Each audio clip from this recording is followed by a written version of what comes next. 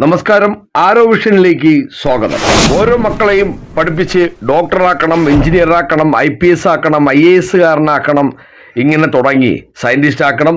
ഇങ്ങനെ വിവിധ ആഗ്രഹങ്ങളുമായി നമ്മുടെ മാതാപിതാക്കൾ നെട്ടോട്ടം ഓടുമ്പോൾ, അല്ലെങ്കിൽ അതിനുവേണ്ടി പ്രാർത്ഥനയോടെ കാത്തിരിക്കുമ്പോൾ, മകനെ IS ചേർക്കണം, തീവ്രവാദിയാക്കണം എന്ന് ആഗ്രഹിക്കുന്ന മാതാപിതാക്കളെ കുറിച്ച് കേട്ടാണ് നമ്മൾ 2 ദിവസം മുമ്പ് വാർത്ത വന്നപ്പോൾ നമ്മളെല്ലാവരും ഞെട്ടിയത്.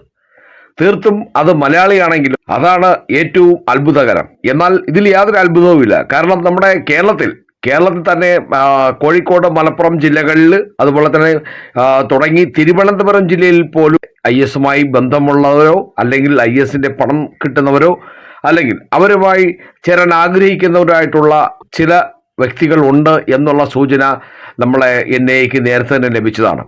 എന്നാൽ അതിൻ്റെ അന്വേഷണങ്ങളൊക്കെ, രഹസ്യ അന്വേഷണങ്ങൾ പലതും ഇന്റലിജൻസ് വൃത്തങ്ങളും എല്ലാം നടന്നുകൊണ്ടിരിക്കുകയാണ്. അപ്പോൾ അതിനെ ആരും തള്ളിക്കളയാൻ പറ്റത്തില്ല. പ്രത്യേകിച്ചും ഡൽഹി സ്ഫോടനം കഴിഞ്ഞപ്പോൾ തന്നെ ജെയ്ഷെ തീവ്രവാദികളായ, ഇന്ത്യയിലുള്ള ജെയ്ഷെ തീവ്രവാദികളും അനുഭാവികളുമാണ് അതിന്റെ പിന്നിലെന്ന് അറിഞ്ഞപ്പോൾ മുതൽ നമ്മൾ NIA പറഞ്ഞ ഒരു പ്രധാനപ്പെട്ട കാര്യം, ജെയ്ഷയുടെയും ലഷ്കർ-ഇ തോയ്ബയുടെയും സ്ലീപ്പർ സെല്ലുകൾ ഇന്ത്യയിൽ വിവിധ ഇടങ്ങളിൽ യഥേഷ്ടമുണ്ട് എന്നുള്ളതാണ്. ഇപ്പോൾ ആ സ്ലീപ്പർ സെല്ലുകളെ ഉണർത്താനുള്ള പരിപാടിയിലാണ് അവർ. കാരണം അതിർത്തി കടന്ന് ഇങ്ങോട്ടെത്താൻ യാതൊരു നിർവാഹവുമില്ല. എത്രയോ നുഴഞ്ഞേറ്റക്കാരെയാണ് നമ്മുടെ അതിർത്തി രക്ഷാസേന ഈ മാസങ്ങളിൽ, ഓരോ മാസങ്ങളിലായിട്ട് കൊന്നുകൊണ്ടിരിക്കുന്നത്. അപ്പോൾ അതിർത്തി നുഴഞ്ഞു കയറാൻ ശ്രമിച്ചിട്ട് നടക്കുന്നില്ല.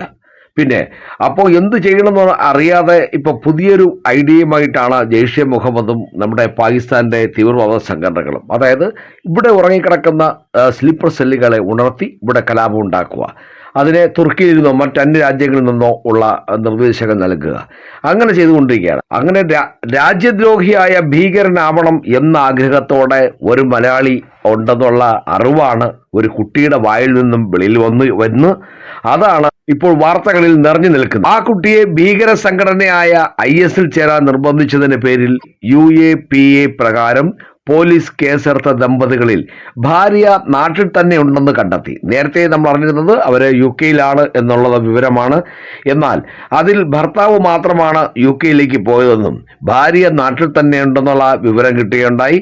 തീവ്രവാദ വിരുദ്ധ സേനാംഗങ്ങൾ ഉൾപ്പെടെ ഈ ഭാര്യയെ, അതായത് കുട്ടിയുടെ അമ്മയെ വിശദമായി ചോദ്യം ചെയ്തുകൊണ്ടിരിക്കുകയാണ്. ചോദ്യം ചെയ്ത് കഴിയുമ്പോൾ കൂടുതൽ വിവരങ്ങൾ നമുക്ക് ലഭ്യമാകുമെന്ന് പ്രതീക്ഷിക്കാം. UK താമസിച്ചിരുന്ന മലയാളി ദമ്പതികളുടെ IS ബന്ധം പുറത്തറിയുന്നത് കുട്ടിയെ മാതാപിതാക്കൾ എന്ന് വെച്ചാൽ മാതാവും പിന്നെ പിതാവ് ഒന്നാം പിതാവല്ല, രണ്ടാം പിതാവാണ്, രണ്ടാനച്ഛനാണ്. അപ്പോൾ മാതാവും രണ്ടാനച്ഛനും മർദ്ദിച്ചെന്ന പരാതി പോലീസ് നടത്തിയ അന്വേഷണത്തിലാണ് ഈ കാര്യങ്ങളെല്ലാം തെളിഞ്ഞത്.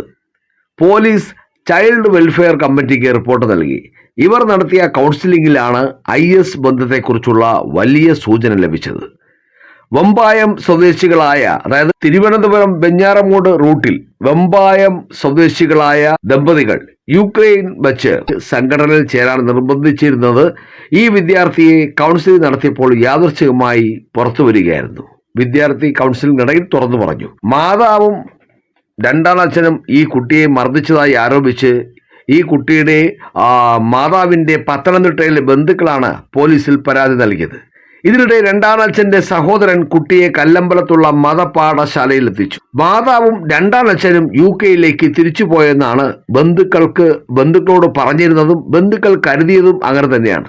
എന്നാൽ പോലീസ് നടത്തിയ വിശദമായ അന്വേഷണത്തിലാണ് മാതാവ് മറ്റൊരു ബന്ധുവീട്ടിൽ ഉണ്ടെന്ന് കണ്ടെത്തുകയായിരുന്നു. കുട്ടിയെ മർദ്ദിച്ചതിന് ജുവൈനൈൽ ആക്ട് പ്രകാരം കേസെടുത്തിട്ടുണ്ട്. കൂടാതെ മാതാപിതാക്കളുടെ പേരിൽ ഇപ്പോൾ തന്നെ UAPA പ്രകാരം കേസെടുത്തിട്ടുണ്ട്. ബാക്കി മാതാവിനെ ചോദ്യം ചെയ്തു വരികയാണ്. ചോദ്യം ചെയ്ത് കഴിഞ്ഞതിന് ശേഷം ഏതെല്ലാം വകുപ്പുകൾ, ഏതെല്ലാം കേസുകൾ പെടുത്തണമെന്നുള്ള കാര്യത്തിൽ തീരുമാനമാകും. എന്തായാലും ഈ 2 ദിവസത്തിനുള്ളിൽ തന്നെ ഇതിൻ്റെ കൂടുതൽ വിവരങ്ങൾ, ചോദ്യം ചെയ്ത് കഴിഞ്ഞ് അറസ്റ്റ് രേഖപ്പെടുത്തുമ്പോൾ കൂടുതൽ വിവരങ്ങൾ ലഭിക്കുമെന്ന് തന്നെയാണ് പ്രതീക്ഷിക്കുന്നത്. അപ്പോൾ മറ്റൊരു വീഡിയോയുമായി വീണ്ടും കാണാം. നന്ദി, നമസ്കാരം.